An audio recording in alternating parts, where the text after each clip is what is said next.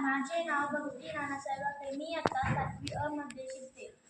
मी तुम्हाला पाणी शुद्धीकरण या उपकरणाची माहिती सांगणार आहे.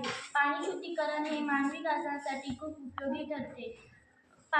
गढूळ अशुद्ध पाणी शुद्ध कसे करायचे हे मी तुम्हाला आज दाखवणार आहे.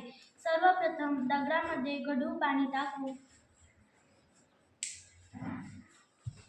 ते पाणी तुरटीमध्ये जाते. तुरटीमधून ते पाणी दगडामध्ये जाते.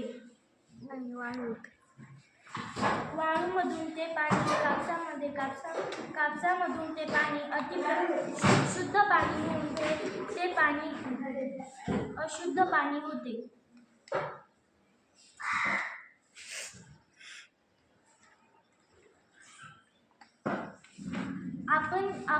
आपण हे पाणी गावाकडच्या पाणी पुरवठ्याकरता वापरू शकतो.